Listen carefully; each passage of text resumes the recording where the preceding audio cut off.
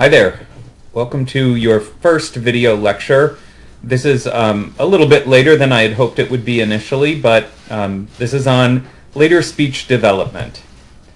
So when we talk about later speech development, a number of topics come up. The first is age of acquisition of phonemes.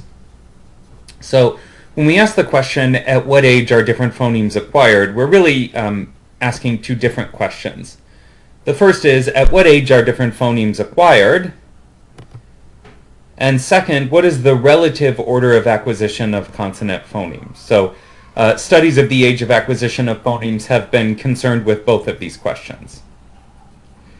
And this has been studied in a few rather large cross-sectional studies. When we say a study is cross-sectional, what we mean is that it looks across a very broad age range, but children are tested only once. So you test a group of 2-year-olds, a group of 2.5-year-olds, a group of 3-year-olds, etc.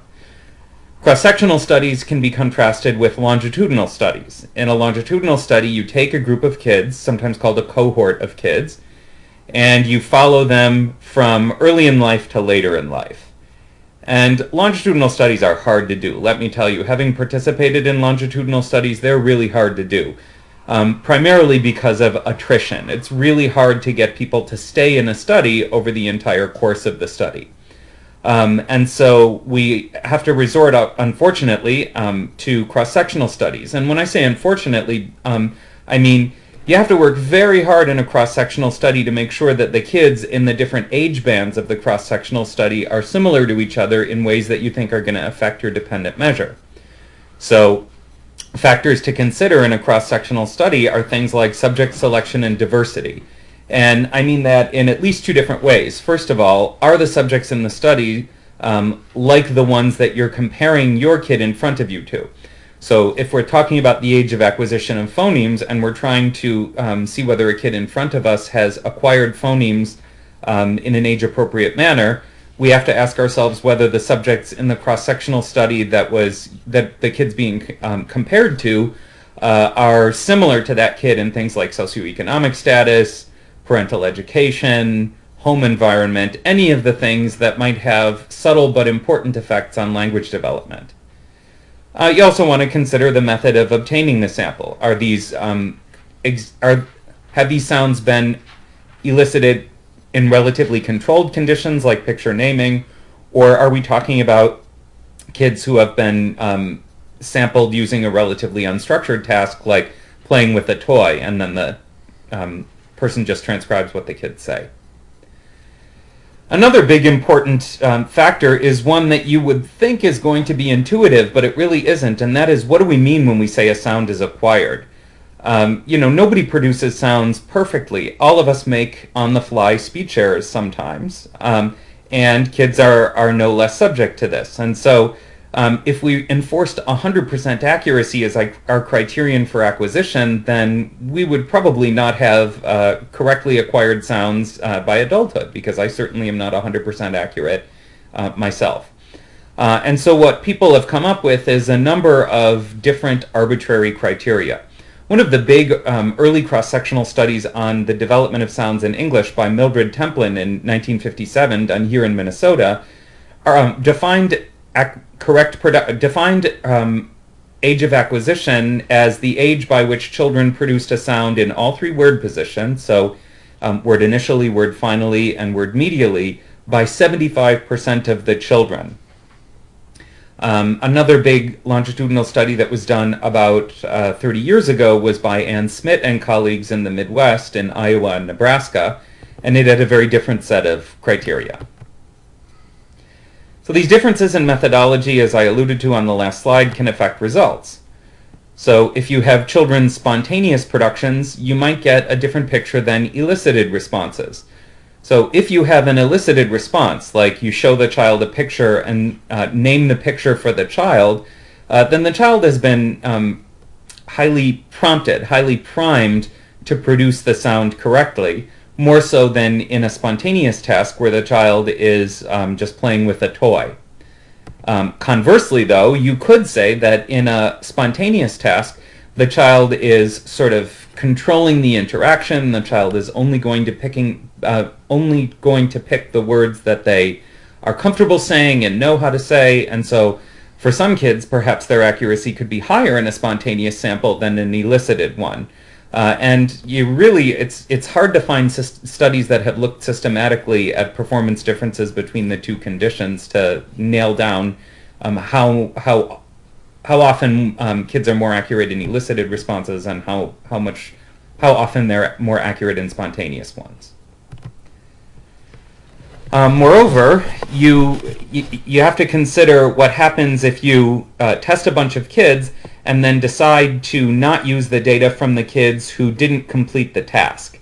And this is a common choice to make in research studies. I've made it myself. And what ends up happening here is that when you throw out data from kids who haven't completed the task, what you're doing is you're throwing out data from the kids who have the perhaps the hardest time doing the task for some meaningful reason. That is to say, it's unlikely the case that kids are not completing the task for some random reason. It might be for some kids that they're just having a bad day on the day that they do the task. But some kids might be particularly frustrated with a language task because their language skills are not really their strong suit, and they're not happy to be in a room with someone doing only language tasks for an hour. So you don't get a full set of data, but for a non-random reason. You've thrown out a partial data set from a kid who might be a really important kid to include in your study because it's a kid who has communication difficulties. So sometimes the picture we get from these normative studies, and this is true across different disorders, across different content areas in our field, is you get a sort of rosy picture of what normal development is, because normal development, quote unquote, is a picture of the kids who did the task and did it completely. Moreover, some seemingly minor linguistic choices can affect differences across studies. So we know what word initial is. It's the beginning of the word. We know what word final is. It's the end of the word. But when we're in word medial position, it's really a mixed bag. So if you think of the N in the words annoy, manner, induce, and ending, we've got N's there that are in stressed syllables like annoy and ending. You have N's that are in unstressed syllables like in manner and in induce. And you have S's that are, not S's, N's that are at the beginning of syllables and N's that are at the end of syllables. And these syllable positions and metrical prominence factors might affect consonant accuracy quite a bit. So it wouldn't be surprising then to find that studies might differ most in ages of acquisition for sounds in medial position. Now, having said that, what is the order of acquisition of consonant phonemes? Well, it's language specific, but in English, the patterns are about what you see on the slide here, and that is stops, nasals, glides, and then a couple of the easier to produce fricatives, H and F, or H and F, are the ones that are acquired earliest by age 4. Later on, children start to learn fricatives, and as they learn fricatives, the order of acquisition within the fricatives is about what you see here, and that follows the frequency of occurrence in the language relatively closely. There's big variability between children in their acquisition of R and L. Some kids get it early, some kids struggle with it and don't get it until at or after age 6. And the affricates are acquired quite late. Now, one attempt to sort of simplify the noise of all of the different conflicting studies was just to say, let's not worry about absolute order of acquisition of sounds. Let's just group them into early, middle, and later acquired sounds. And that's what a person named Larry Schreiberg has done. And his early, middle, and late classification is on the slide here. And this is actually very useful in speech-language pathology, particularly for counseling parents. What are early acquired, what are middle acquired, and what are later acquired sounds? Now, this list is not perfect. If you look at the middle 8, it is very surprising to me that ch and j are on there, given that I just told you on a previous slide that affricates are acquired late. And this makes me wonder whether or not the categorization that Schreiberg has is because of specific characteristics of the words that he used to elicit ch and j, or perhaps very specific things about the protocol that his lab used for transcribing children's productions that maybe was kind of generous with ch and j. One of the places where this is going to affect you as clinicians or affect you as students, certainly this semester, is that some of the non-word repetition tasks, one non-word repetition task that I imagine that Dr. Feinstack will talk to you about, has a set of non-words that was developed to contain only that was developed to exclude later acquired sounds. And so that task, which is associated with Chris Dollahan and Tom Campbell, so it's a paper from 1998, hard to believe that's almost 20 years ago, has a very nice set of non-words that many, many, many people have used subsequently that excludes Schreiberg's late 8, in the interest of making the non-word repetition task articulatorily not terribly difficult. But the problem is they took Schreiberg at his word that ch and j were not later acquired sounds, and so those two sounds, which are actually pretty difficult motorically, end up being in some of those non-words. So chovag is one of them, for example, and that's really, to me, quite difficult. Now, that's the what, but this slide considers the why. Why are sounds acquired in the order that they're acquired in?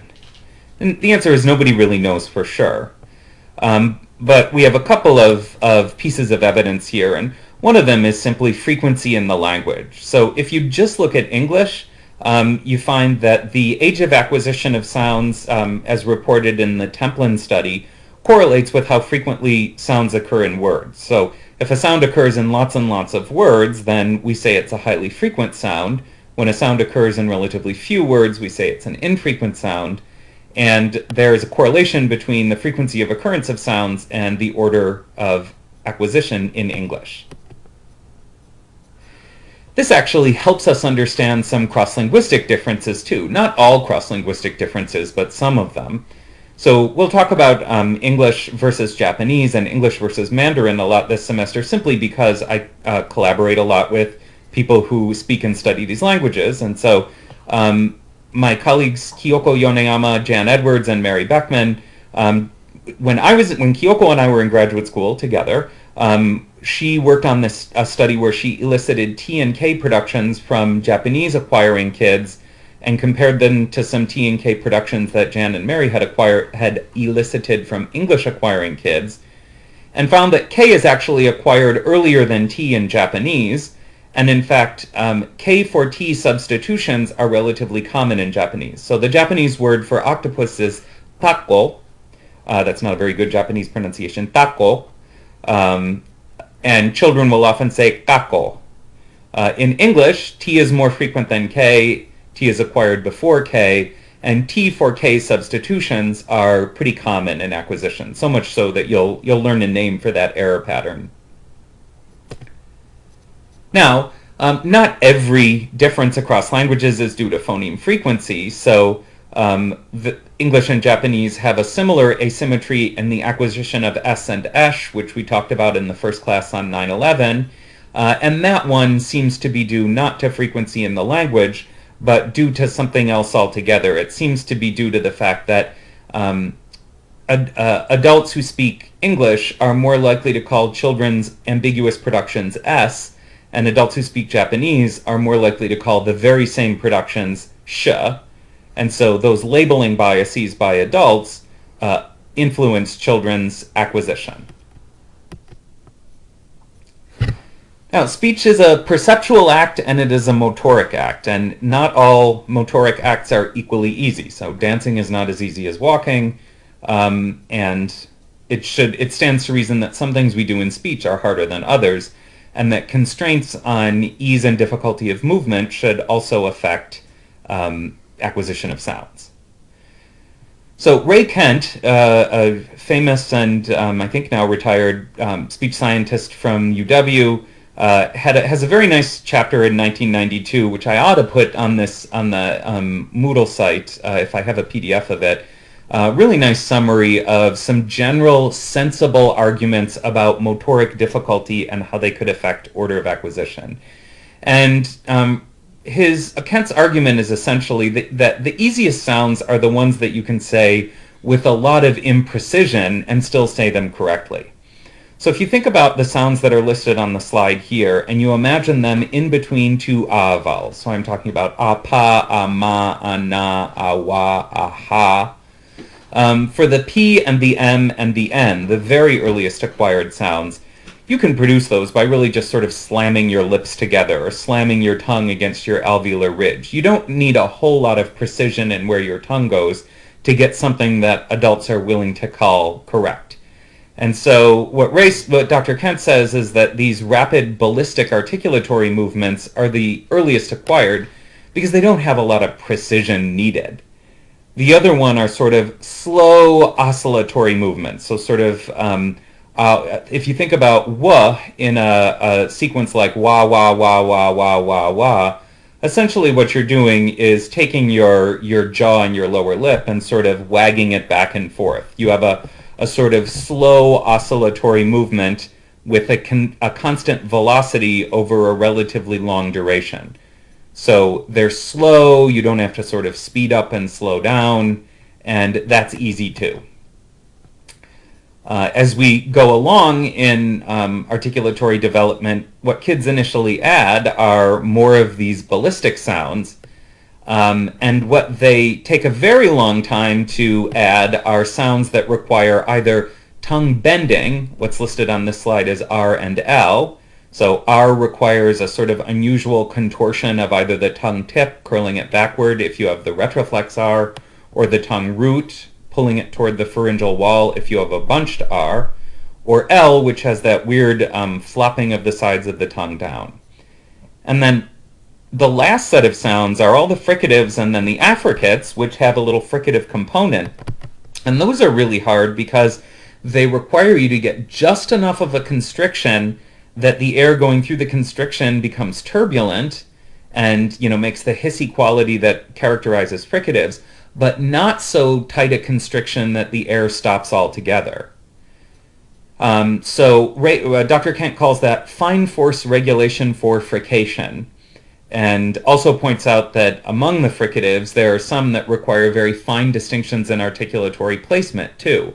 So the difference between the alveolar S, the dental theta, and the alveopalatal sh, that's a pretty fine difference in tongue shape.